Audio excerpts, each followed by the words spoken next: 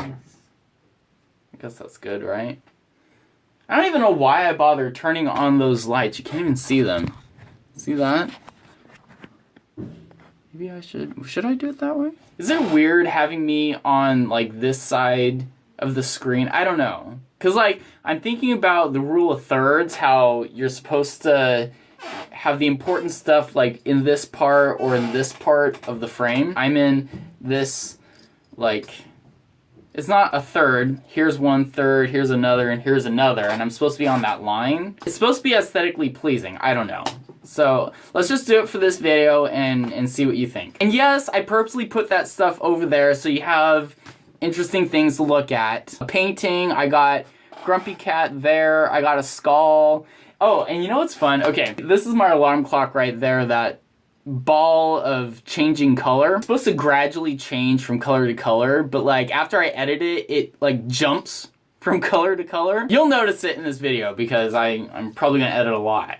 Something that I've been thinking, but I think about this a lot. The questions my teachers asked me in elementary school and high school, and how I always gave like the stupid answers that, you know, everyone says because I couldn't think of anything better. Like, why do we need to know history? And you guys all know so that history doesn't repeat itself. We've heard that quote, those who don't know history are doomed to repeat it, or something like that.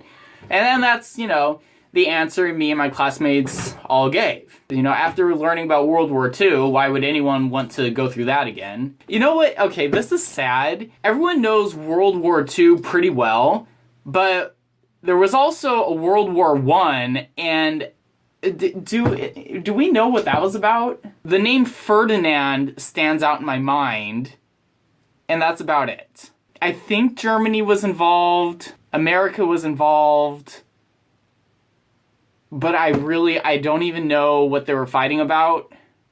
I did go to school and I got straight A's, and I could not for the life of me tell you what World War I was about. I can tell you about World War II. I could probably even explain the Cold War pretty well, but World War I just know it happened. So I hope that doesn't repeat itself. You know, now if I were to answer that question, why do we need to know history? What I would say is our society has evolved. I'm not saying our society's perfect. It's not, but it has gotten a lot better than what it was. Like, we're not doing the Salem witch trials anymore.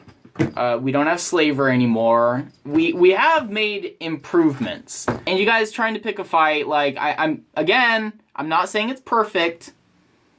I'm just saying it's better than what it was. And that's why we need to know our history, is so that we can keep evolving and improving. I think even if we know our history, we're gonna repeat it. I think we repeat it a few times until we get it right. I really don't want to repeat World War I, so I should probably study up on that and find out what that was all about. There was this one time, I'm pretty sure it was in the 5th grade, we were reading this story. I think it was a Native American story about this girl and her grandma, and they were weaving something on a loom. I guess they were making like a blanket. And the grandma said to the little girl, when we're done weaving this blanket, I'm gonna die. Because like she was old and she just kind of knew her time was coming. She said it differently than that, I think. It, you know, affected the girl, and so when everyone was asleep, she would go and unweave the blanket so that they would never finish it. Because she didn't want her grandma to die. I don't blame her. Her grandma found out what she was doing, and somehow, I don't know how, but she convinced the girl, hey,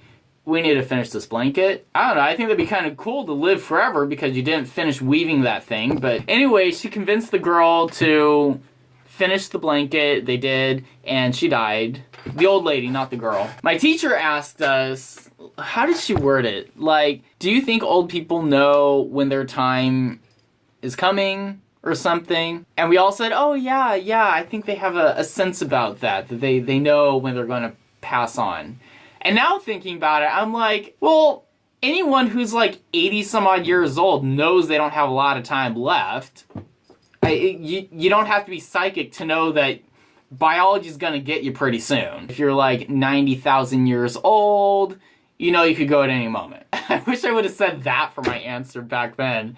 But as a 5th grader, I didn't think very hard about these things, and it stuck with me though, because here I am now, still thinking about it.